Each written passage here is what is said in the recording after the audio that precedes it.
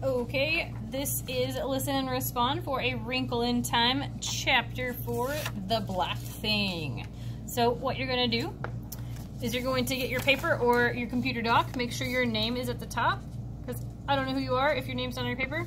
Put your advisory, the date, and then the title of book. You're going to put Chapter 4, A Wrinkle in Time. Go ahead and make sure all of the first letters of each word are capitalized, because this is a book title and we capitalize the titles of books, right?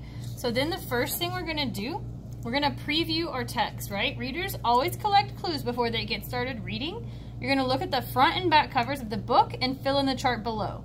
So what do you think this book is going to be about based off of this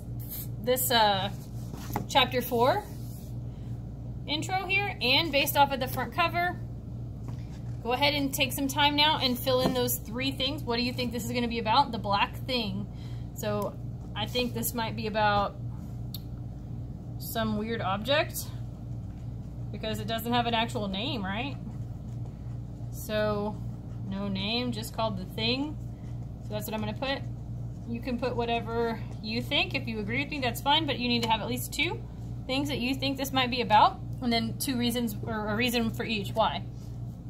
After you've done that, you can come back here and pick up where we're reading and follow along in the story. So, The Black Thing, Chapter 4. Aye, quiet, child. Whoosh.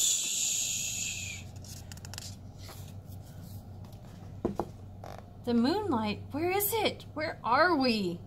Charles?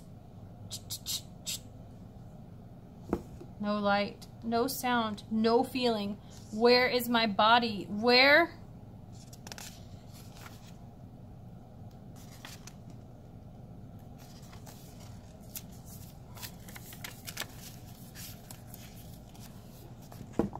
Oh, I can feel my arms and legs again. I can feel my heart beating. Did it stop? What made it start again? Dum ba dum ba dum ba dum. I feel something. Movement. Like the earth turning, rotating on its axis. Everything traveling the sun. Like being in the ocean. I'm asleep. I'm dreaming. This is just a nightmare. I want to wake up. Let me wake up!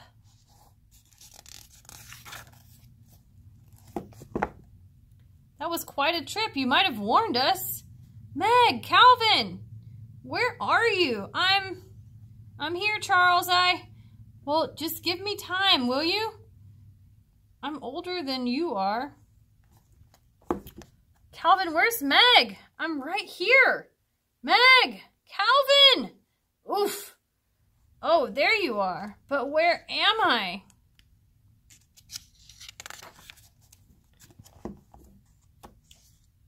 When shall we 3 meet again? In thunder, lightning, or in rain? He ta ha ha ha. Ha, well, just to keep you girls happy. Tee hee hee hee ha ha ha ha. If you ladies have had your fun, I think you should tell Calvin and Meg a little more about all this. You scared Meg half out of her wits, whisking her off this way without any warning. Finxerunt animi raro et papaca la quintus. Horace, to action little, less to words inclined. Mrs. Who, I wish you'd stop quoting, but she finds it so difficult to verbalize, Charles dear. It helps if she can quote instead of working out her words on her own.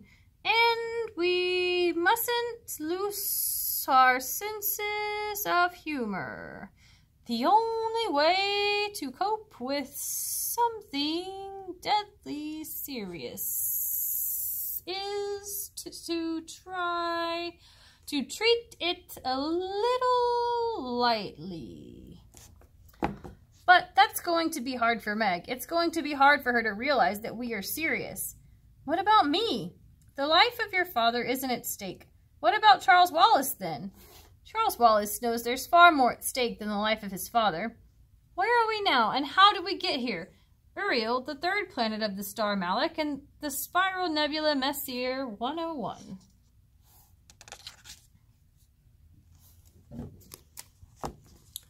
supposed to believe that?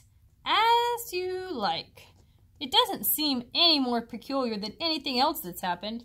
But how could we have gotten here? Even traveling at the speed of light would take us years and years. Oh, we don't travel at the speed of anything. We tesser. Or you might say we wrinkle. Clear as mud. Tesser. Could that have anything to do with Mother's tesseract? Is my father here? Not here, Meg. But Mrs. Whatsit will explain. She is young, and the language of words is easier for her than it is for Mrs. Who and me. We stopped here more or less to catch our breaths and to give you a chance to understand what you're up against. But what about Father? Is he all right? For the moment, love.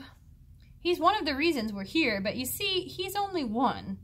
Well, where is he? Please, take me to him. So let's pause right here. I'm going to skip this characters part and setting. Well, actually, we don't have to skip setting. So it says they're on a different planet, right?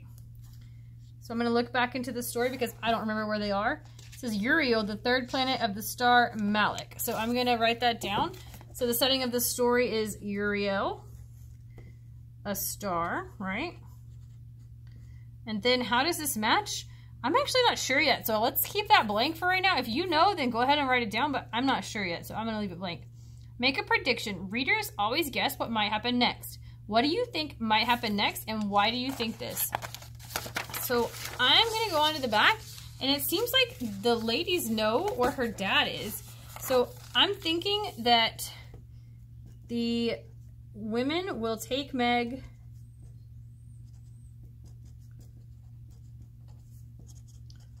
to her dad because they know where he is.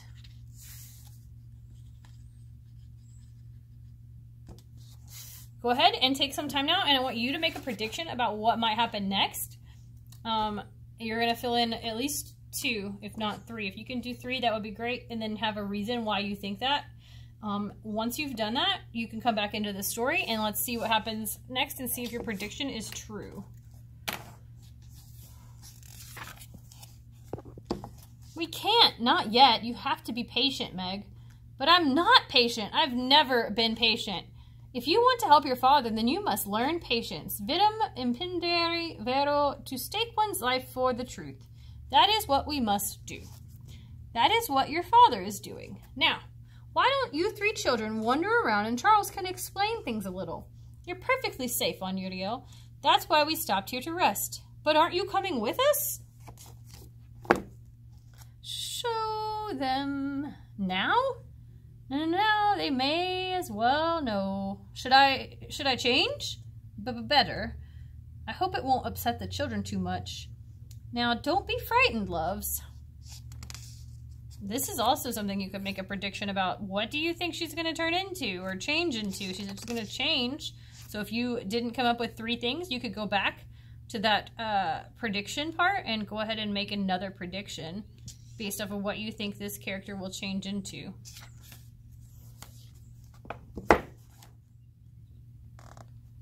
So it looks like she's changing and oh my goodness. I wonder if that was anything like what you guys thought. I definitely did not think that. I just thought she was going to change clothes. So I was a little off. No, not to me, Calvin. Never to me. Stand up. Apparently Calvin's bowing and she's telling him not to bow. Carry them. But what do we call you now? Oh, my dears. You can't go on changing my name each time I metamorphose, and I've had such pleasure being Mrs. Whatsit. I think you'd better keep it to that.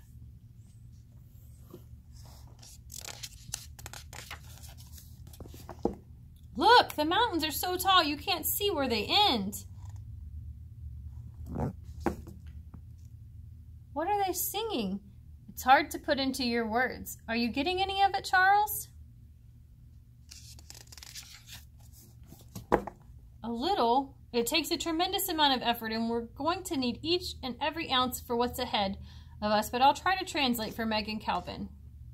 Sing unto the Lord a new song and his praise from the end of the earth. Let them give glory unto the Lord. Sigh. We must go now, children, but first, each of you take one.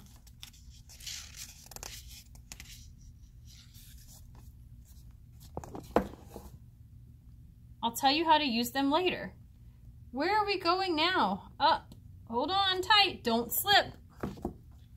It's getting harder to breathe. All right, children, use your flowers now.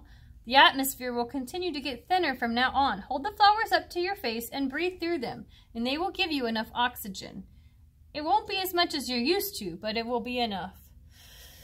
So I'm going to pause here, and I'm going to go into the Respond and Blog document and visualize. Remember, visualize is just a fancy word for imagining or seeing. Readers always think about how this story might look in their heads. So this is pretty cool because we have pictures, right, that show us. But I'm thinking about, like, when I first read that she's gonna hold the flower up to her face, I kind of imagined the flower, like, attaching to her face, like, and latching on. Kind of like a bubble. And I guess just the way that it was written and then all the weird things that have happened so far, like, maybe because Mrs. What's-It changed shape. So I'm going to put because Mrs. What's-It changed shape. I thought maybe that the flower would change shape too. So now I want you to go in, and then if you came across anything that before, like maybe before Mrs. What's-It changed, maybe you had an image in your head what she was going to look like, and then when she changed it was different. You could put that here for your visualize. You could do the same thing that I did, or maybe something else that happened. Maybe like when they were kind of coming to the planet, what did you think the planet looked like? Any of those things could be in here. Make sure you get 3 done before the story or before the chapter's up. If you don't want to fill them all in right now, you can wait until the end and then go back and fill in things that you wanted to visualize, like that stuck out to you in your brain.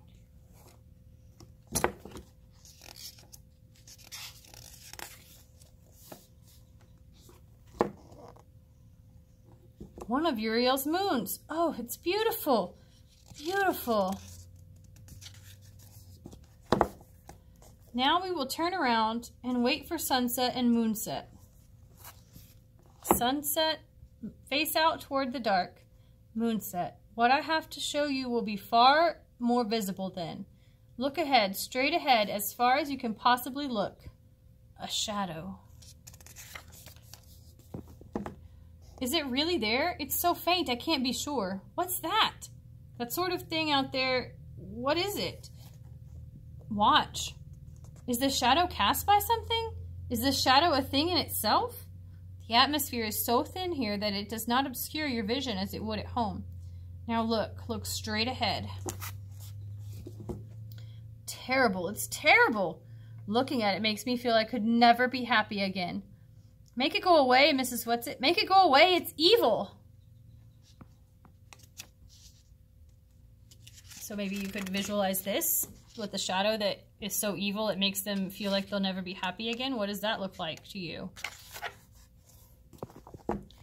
Mrs. Who? Mrs. Witch! Here we are! Please forgive Witch. She's too tired to materialize completely again. That dark thing we saw, is that what my father is fighting? Okay, so we're going to pause here because this is the end of the chapter.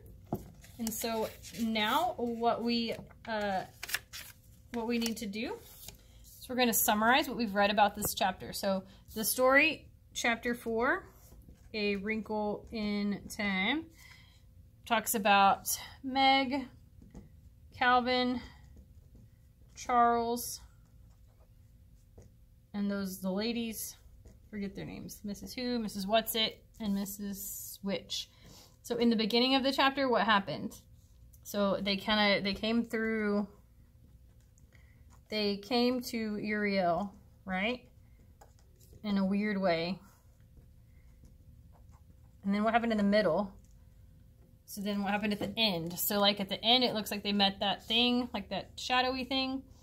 So then after you fill those in, you're going to come down here, go to Google Classroom for your color. You're going to go to Classroom Comment, I think, and then you're going to select one of these. You do not have to do both. You're picking one or the other. So if you choose Making Connections, readers think about ways a book is similar to their own lives. So maybe you've flown to Uriel sometime in your life. I don't know. So you title the post Making Connections to Chapter 4 of A Wrinkle in Time. And then write about how you can connect to this. Did something happen in the book to you or to somebody you know that's similar? Did something in the book remind you about something you know about in the world around you? Or does it remind you of something you've read in another book or something you've seen in a movie maybe? And then after you've written your response, push post. If you don't want to do this one, maybe you want to do this one. Story continued. Readers think about what might happen next if the book kept going. So you would title the post Chapter 4 Continued. And then you're going to write about what you think might happen next. What do you think the answer to Meg's question is?